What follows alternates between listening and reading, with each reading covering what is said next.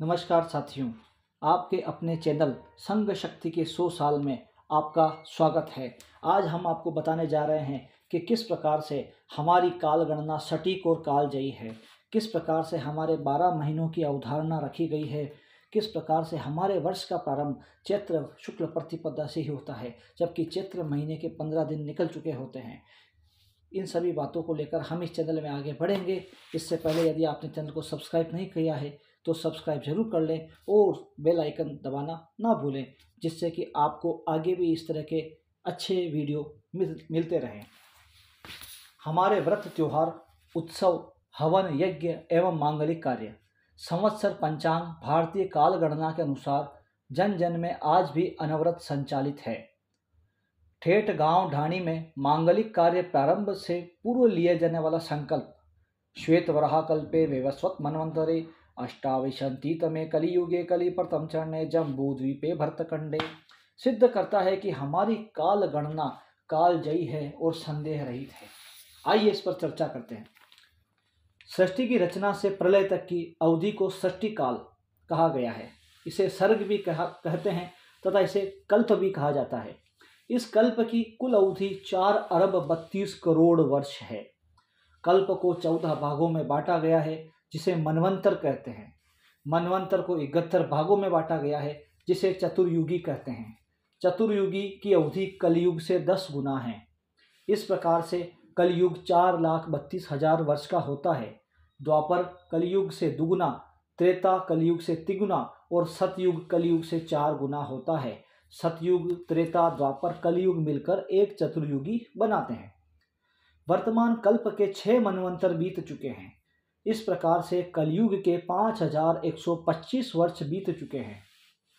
इस बार 9 संवत्सर वर्ष प्रतिपदा पर हम सभी सृष्टि का 1,97,29,49,126वां अवतरण दिवस, जी हाँ, पृथ्वी का सृष्टि का जन्म दिवस, पुनः सुनिए, 1,97,29,49,126वां अवतरण दिवस हम सभी मना रहे हैं।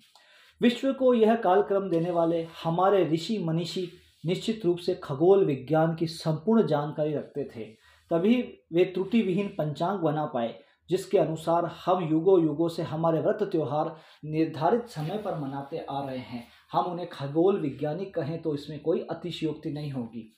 उन्होंने सूर्य, चंद्रमा, पृथ्वी, ग्रहों, नक्षत्रों, राशियों आदि की गतियों और स्थितियों का सफलतापूर्वक अध्ययन किया, जिसके फलस्वरूप चंद्रमास और सौर वर्ष का संपूर्ण सामंजस्य स्थापित हुआ। किस प्रकार से हमारे 12 महीनों की अवधारणा है, अब हम इस पर चर्चा करते हैं। 27 नक्षत्र चंद्रमा के पथ में आने वाले तारा समूह हैं। इन्हीं नक्षत्रों की स्थिति से हमारे प्रत्येक महीने का नाम रखा गया है।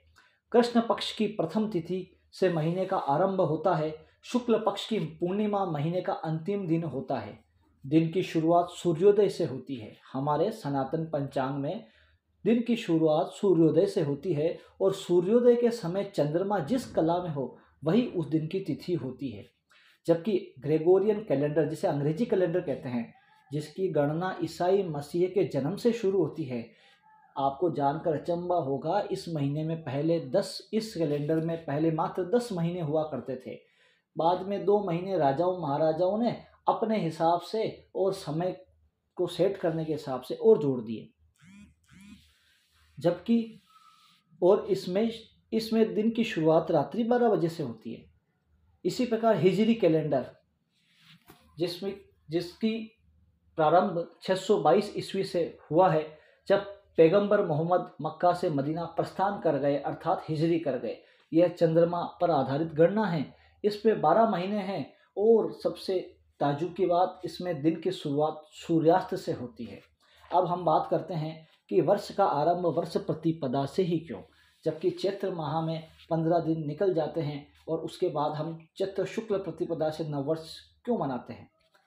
इसका कारण यह है कि सूर्य केंद्र में है, हम सभी जानते हैं, और पृथ्वी सूर्य की परिक्रमा करती है। चूंकि पृथ्वी का पथ वृत्ताकार है, इसलिए सूर्य की तुलना में पृथ्वी 3 प्रकार की गतियां करती है। सूर्य की परिक्रमा, स्वयं के अक्ष पर चक्कर लगाना, और तीसरा 23 0.5 डिग्री झुकाव के कारण भूमध्य रेखा के दोनों ओर कर्क व मकर रेखा तक विडोलन, जिससे कि ऋतुएं बनती है, जिसे हमने सूर्य का उत्तरायण और दक्षिणायन कहा है। इसे पृथ्वी से देखने पर सूर्य की पृष्ठभूमि में दिखने वाला तारा समूह से बनने वाली आकृतियों को राशि कहते हैं, जो कि 12 है। इनसे सूर्य की स्थितियों का पता चलता है। सूर्य हर माह एक राशि से दूसरी राशि में संक्रमण करता है, अर्थात प्रवेश करता है। जब सूर्य प्रथम राशि मेष में संक्रमण करता है तो वह भूमध्य रेखा पर होता है, जिसे हम बसंत संपात कहते हैं। बसंत संपात के पश्चात आने वाली प्रथम तिथि चैत्र शुक्ल प्रतिपदा होती है। इस कारण हम वर्ष का प्रारंभ इस दिन से करते हैं। भारत का सर्वमान्य संवत विक्रम संवत है, जिसका प्रारंभ चैत्र शुक्ल प्रतिपदा से होता है, जो कि इस बार 9 अप्रैल से है। ब्रह्म पुराण के अनुसार इस दिन सृष्टि का प्रारंभ हुआ था। इसी दिन से भारत में काल गणना प्रारंभ हुई थी। यह भगवान श्री राम व महाराज युधिष्ठिर के राज्याभिषेक, माँ दुर्गा की साधना, राष्ट्रीय स्वयंसेवक संघ के संस्थापक परम पूजनीय डॉक्टर हेडगेवार जी का जन्म दिवस, आर्य समाज की स्थापना तथा संत झूलेलाल जयंती जैसे अनेक विशेषताओं के समेटने के कारण सबसे श्रेष्ठ दिन माना जाता है। इस दिन को संघ के प्रमुख 6 उत्सवों में शामिल किया गया है, जिससे भावी पीढ़ी को अपने स्व का भान हो सके, अपनी सांस्कृतिक धरोहर पर गर्व कर सके।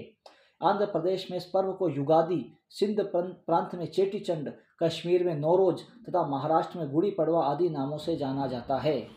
तो ये भारतीय नववर्ष, नव संवत्सर, नव संकल्प का हम सभी के लिए एक नव अवसर है। हम इस नव संवत्सर को नव संकल्प का नव अवसर मानते हुए एक छोटा सा अणुव्रत हमारे जीवन में धारण करें तथा हमारे सभी साथियों को यह वीडियो शेयर करें, ताकि उन्हें ज्ञान हो सके कि हमारा वर्ष का आरंभ वर्ष प्रतिपदा से ही क्यों होता है।